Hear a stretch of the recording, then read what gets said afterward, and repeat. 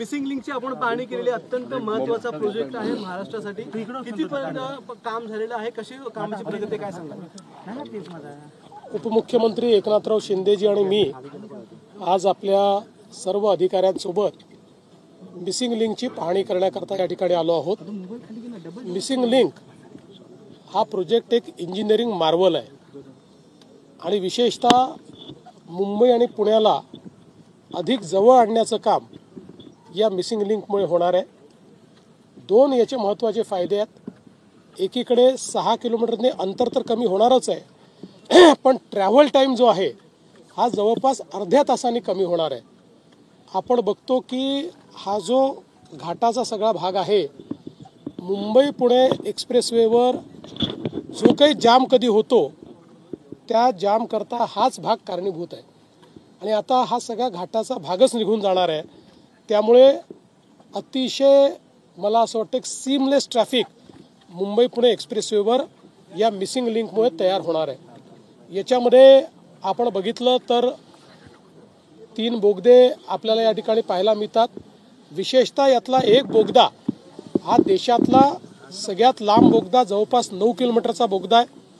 आतापर्यंतचा सगळ्यात लांब बोगदा आपण आपल्या समृद्धी एक्सप्रेसवेवर केला होता, त्याचाही रेकॉर्ड तोडणारा बोगदा या ठिकाणी होतोय आणि केवळ लांबच नाही तर त्या ठिकाणी रुंदीमध्येही 23 मीटर रुंदी, जवळपास 23.5 मीटर रुंदी असलेला हा बोगदा देशातला आणि कदाचित जगातला सगळ्यात रुंद बोगदा आणि सगळ्यात लांब आणि रुंद बोगदा म्हणून हा बोगदा या ठिकाणी तयार होईल। त्यामुळे भारत आणि महाराष्ट्र एक रेकॉर्ड याच्यामुळे तयार करणार आहे।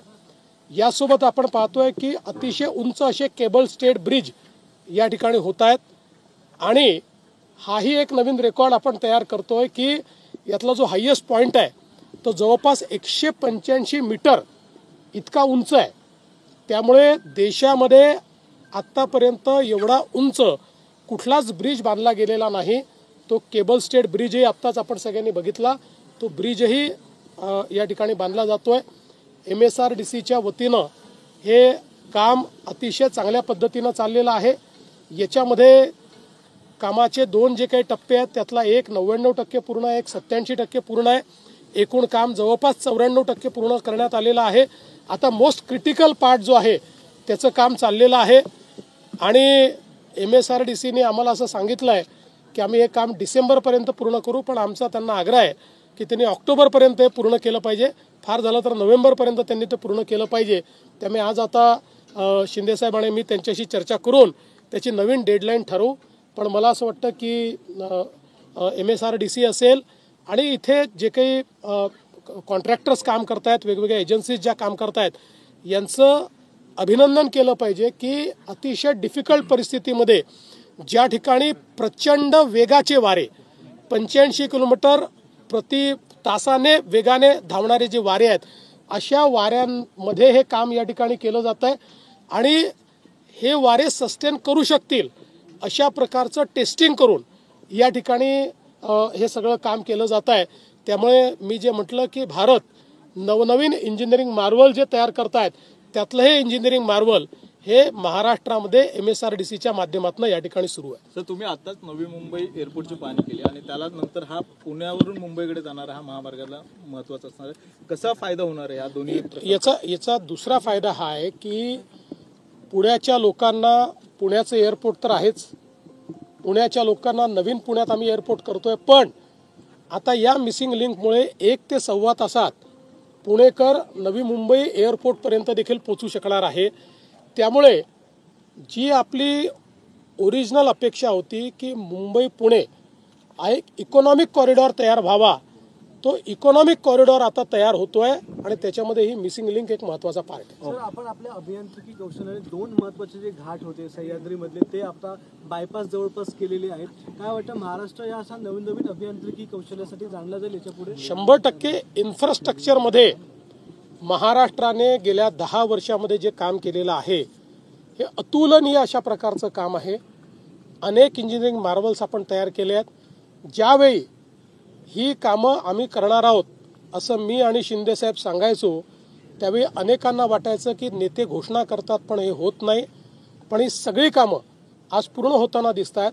आणि अर्थातच याचं श्रेय आमच्यासोबत काम करणारे आमचे जे सगळे सहकारी आहेत त्यांना हे श्रेय आहे, कारण त्या सगळ्यांनी खूप प्रयत्नपूर्वक हे सगळं काम पूर्ण केलं. प्रामुख्याने तुम्ही मुख्यमंत्री असताना खरं तर हा प्रकल्पाला सुरुवात झाली होती आणि त्यानंतरून आता पुन्हा एकदा मुख्यमंत्री त्याने काम पूर्ण होताना पाहायला मिळतं. तुम्ही ही अतिशय आनंदाची गोष्ट आहे. खरं म्हणजे तुम्ही जर बघितलं असेल तर ही सगळी कामं मी आणि शिंदेसाहेब असतानाच सुरू केलेली आहेत आणि आता पुन्हा आम्ही दोघं असतानाच ही कामं पूर्ण होणार आहेत. आणि अशा प्रकारच्या सगळ्या आयकॉनिक कामांना देशाचे पंतप्रधान मोदीजींचाच आशीर्वाद आम्ही घेतलाय आणि त्यांच्याच पंतप्रधान पदाच्या काळामध्ये ही सगळी कामं आम्ही पूर्ण करणार आहोत. सर हिंदी में बताइए सर. हिंदी में जानना चाहते हैं. आज उप मुख्यमंत्री श्री एकनाथ शिंदे जी और मैं हमारे सभी अधिकारियों के साथ मिसिंग लिंक प्रोजेक्ट पर आए हैं. ये जो मिसिंग लिंक प्रोजेक्ट है मुंबई और पूना को ये करीब लाने वाला प्रोजेक्ट है. इस प्रोजेक्ट के कारण दूरियां तो केवल 6 किलोमीटर से कम होगी, लेकिन समय ये आधे घंटे से कम होगा, क्योंकि जो पूरा घाट का सेक्शन है जहां सबसे ज़्यादा समय लगता था, जहां सबसे ज़्यादा ट्रैफिक जाम होता था, वहीं पर ये मिसिंग लिंक तैयार हो रही है. इस मिसिंग लिंक के तहत टनल्स तैयार हुए हैं. इसमें से एक टनल देश का सबसे लंबा टनल है, करीब 9 किलोमीटर का. अभी अभी हमने देश का सबसे लंबा टनल ये समृद्धि हाईवे पे उद्घाटित किया था. अब उसका रिकॉर्ड हम ही तोड़ रहे हैं और ये सबसे लंबा टनल कर रहे हैं. और उसके साथ साथ देश का नहीं, शायद दुनिया का सबसे ब्रॉड टनल भी ये तैयार हो रहा है. 23 मीटर का ये टनल है ब्रॉड ब्रेड्थ में. तो दुनिया का सबसे जो ब्रेड्थ में बड़ा है, इस प्रकार का सबसे ब्रॉड टनल हम लोग यहाँ पर तैयार कर रहे हैं. उसके साथ साथ यहाँ पर जो केबल स्टेड ब्रिज तैयार हो रहे हैं वो भी इंजीनियरिंग मार्वल है, क्योंकि इसमें से जो सबसे लंबी हाइट है वो 185 मीटर की है, जो देश में एक नया रिकॉर्ड स्थापित कर रही है. तो मैं ऐसा मानता हूँ एक और हम इंजीनियरिंग मार्वल भी तैयार कर रहे हैं, दूसरी ओर हाईएस्ट सेफ्टी स्टैंडर्ड्स का इसमें ध्यान रखा गया है, क्योंकि यहाँ पर करीब 85 किलोमीटर प्रति घंटा की रफ्तार से हवा बहती है और उसको सस्टेन करने वाला इंफ्रास्ट्रक्चर यहाँ पर तैयार किया जा रहा है. मैं विशेष रूप से जो हमारे कॉन्ट्रैक्टर्स हैं और जो यहाँ के कामगार हैं उनको बधाई देना चाहता हूँ, क्योंकि ऐसी वेलोसिटी में काम करना ये नियर टू इम्पॉसिबल है, लेकिन वो लोग लगातार ये काम करते आए हैं और अब ये करीब करीब 94% ये काम पूरा हो चुका है. जो बचा हुआ काम है हमको ये बताया गया है अभी हमारे MSRDC की ओर से कि ये दिसंबर तक वो पूरा करेंगे, लेकिन हमारा उनसे आग्रह होगा, क्योंकि इसकी एक डेडलाइन हम पार कर चुके हैं, इसलिए अब हम दिसंबर से उसको पहले करना चाहते हैं. तो उसके बारे में अभी आज मैं और उप मुख्यमंत्री जी उनसे चर्चा करेंगे और नई डेडलाइन इसकी तय करेंगे. लेकिन जो काम हुआ है उससे हम लोग संतुष्ट हैं और हमारी MSRDC होगी, हमारे सारे उसके अधिकारी होंगे, कॉन्ट्रैक्टर्स होंगे, इन सबको मैं बधाई देना चाहता हूं कि एक बहुत ही डिफिकल्ट काम को बहुत अच्छे तरीके से उन्होंने निभाया है. इसके कारण मुंबई पुणे के बीच जो एक इकोनॉमिक कॉरिडोर हमको तैयार करना था उसकी ये मिसिंग लिंक है. इस लिंक के कारण मुंबई पुणे इतने पास आ रहा है कि पुणे के लोग नवी मुंबई के एयरपोर्ट पर 1 घंटे में पहुंच पाएंगे. तो एक नई इकोनॉमिक इकोसिस्टम इसके कारण तैयार हो रही है, इसलिए मैं सभी को बहुत बहुत बधाई देता हूँ. डेडलाईन एक क्रॉस झाली होती, काय नेमकी डेडलाईन क्रॉस असं आहे की एकतर काम अतिशय डिफिकल्ट आहे, त्या डिफिकल्ट काम सगळं या ठिकाणी आपण करतो आहोत. आणि दुसरं आपल्याला याची कल्पना आहे की मध्यंतरी 2.5 वर्षाचा काळ असा होता की ज्या काळामध्ये इन्फ्रास्ट्रक्चरची प्रायोरिटी नव्हती. त्याही काळामध्ये शिंदेसाहेब स्वतः प्रयत्न करत होते, पण राज्य सरकारकडे अशा प्रकारची प्रायोरिटी नव्हती. त्यामुळे आपल्याला कल्पना आहे की जर राज्याच्या प्रमुखांची प्रायोरिटी नसेल तर शेवटी वेगावर कुठेतरी नियंत्रण येतं. पण आता हरकत नाही, गेल्या 2.5 वर्षात याचा प्रचंड वेग आम्ही धरलेला आहे आणि आता हे काम पूर्णत्वास आले. एकीकडे महाराष्ट्र शासनाने हा मिसिंग लिंक करून महाराष्ट्र शासनाच्या प्रकल्पाचा सर्वोत्कृष्ट रस्ता इथं तयार केला, पण त्याच पुणे मुंबई जोडणाऱ्या मिसिंग लिंकला आपण पाणी करायला जातात, परंतु तेच मुंबई गोवा जे कोकणातून जातो तो मार्ग गेली अनेक वर्ष रखडलेला आहे. तोही मार्गी लागतो आहे. आता हे खरं आहे की त्याला उशीर भरपूर झालेला आहे, पण आपण बघा आता फार थोडा पोर्शन उरलेला आहे, तोही लवकरच पूर्ण होईल. हे बोलतो खरं म्हणजे आजचा हा मिसिंग लिंक जो आहे या बाबतीमध्ये मुख्यमंत्री महोदयांनी अतिशय सविस्तर विस्तृत माहिती दिली आहे. खरं म्हणजे हा जो सुरू झाला तेव्हा देवेंद्रजी मुख्यमंत्री होते आणि मी MSRDCचा मंत्री होतो. आता पूर्णत्वात जाताना देखील ते मुख्यमंत्री आहेत आणि आम्ही एकत्रच या ठिकाणी हा पूर्ण होताना आमच्या कारकिर्दीमध्ये एक मोठं खऱ्या अर्थाने हा प्रकल्प जो आहे गेम चेंजर आहे. या बाबतीमध्ये आपण पाहिलं तर बघा इकडे टनेल पण आहे, जो टनेल हा जगातला सगळ्यात रुंद टनेल आहे आणि देशातला सगळ्यात लांब टनेल आहे. आणि त्याचबरोबर हा लोणावळा लेकच्या मला वाटतं खालून गेला आहे, 175 मीटर लोणावळा लेकच्या खालून गेला आहे. म्हणजे एक इंजिनिअरिंग जे आहे इथलं अतिशय अत्याधुनिक इंजिनिअरिंग वापरलं, अत्याधुनिक टेक्नॉलॉजीचा वापर केला आहे. आणि हा जो वायाडक्ट आपण पाहतोय हा देशातला सगळ्यात उंच आहे आणि त्यामुळे मगाशी सांगितल्याप्रमाणे हवेचा जो दाब आहे यामध्ये काम करणं देखील शक्य नाही. आणि अशा परिस्थितीमध्ये अशक्य हा जो प्रकल्प आहे हा पूर्ण करण्याचं काम आमच्या सर्व इंजिनियर जे आमचे MSRDCचे आहेत, त्याचबरोबर ज्या कंपन्या आहेत त्यांनी देखील काम चॅलेंजिंग स्वरूपात स्वीकारलं आणि ते या ठिकाणी पूर्णत्वात जातं, याचा आनंद आहे.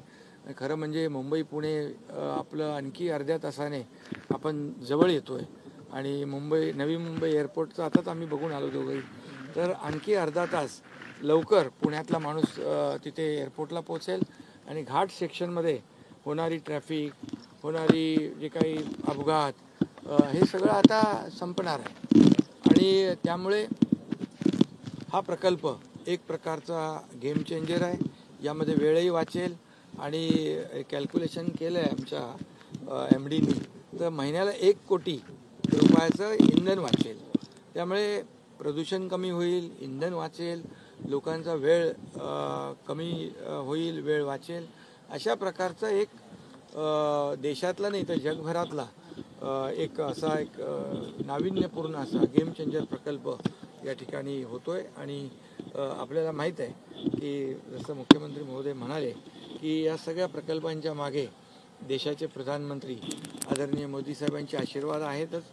देशभरामध्ये असे जे काही नवीन नवीन मोठे प्रकल्प करतायत, महाराष्ट्रात देखील तशाच प्रकारचे प्रकल्प या ठिकाणी होत आहेत. आणि जे काम देवेंद्रजींच्या काळात सुरू झालं ते पूर्णत्वात जाताना ते मुख्यमंत्री आहेत, याचाही आनंद आहे. तर मधले 2.5 वर्ष त्या खात्याच्या आणि मी त्या खात्याचा पुन्हा मंत्री आहे. मध्ये मंत्री दुसऱ्याला केला होता, पण पुन्हा याचा पूर्णत्वात जाताना मंत्री मी आहे. 2.5 वर्ष मागचे आमच्या सरकारच्या मागचे 2.5 वर्ष थोडासा वेग मंदावला होता, पण जसं पुन्हा आमचं सरकार आल्यानंतर वेग दुप्पट वाढवला आणि अशा प्रकारचे प्रकल्प पुढे जात आहेत. हे खरं म्हणजे या राज्याच्या विकासामध्ये आणि देशाच्या विकासामध्ये योगदान ठरणार आहेत आणि सर्वसामान्य माणसाला, या महाराष्ट्रातल्या तमाम जनतेला एक दिलासादायक हा प्रकल्प ठरेल. तुम्ही जसं म्हणालात MSRDC तुमच्याकडे पहिल्यांदा विभाग होता, त्यावेळी तुम्ही हा सुरू केलेला गेम चेंजर जो प्रकल्प म्हणला जातोय, कारण की तुम्ही असे अनेक गेम चेंजर प्रकल्प करायचा नाही. गेम चेंजर प्रकल्प म्हणजे मी का म्हणालो की कारण तेव्हा माझ्याकडे जेव्हा MSRDCचं खातं होतं त्यावेळेस देखील MSRDC आधी आपले कर्जात होती, पण मग देवेंद्रजींनी त्यावेळेस अनेक प्रकल्प MSRDCला दिले, नागपूर मुंबई समृद्धी महामार्ग. त्यामुळे MSRDC देखील अशा प्रकारचे प्रकल्प राबवू शकते, करू शकते. गेम चेंजर तर मला माहित आहे, तो 2022ला केलेलाच आहे. तो गेम चेंजरची सवय आहे. गेम चेंजरची सवय. दर्डी कोसळण्याचं प्रमाण बिलकुल बंद आहे. मला आठवत आहे त्या काळामध्ये दर्डी कोसळत होत्या, वाहनांवर पडत होत्या, लोकचे जीव जात होते, अपघात होत होते, परंतु सेफ्टी नेटच्या साहाय्याने आपण स्वित्झर्लंडची टेक्नॉलॉजी इथे वापरली आणि पूर्णपणे घाट जो आहे सेफ्टी नेटने पूर्णपणे बांधून टाकलेला आहे. त्यामुळे आता दर्डी कोसळण्याचं प्रमाण 0 आहे. आता कधी कधी राजकीय दरडी कोसळतात.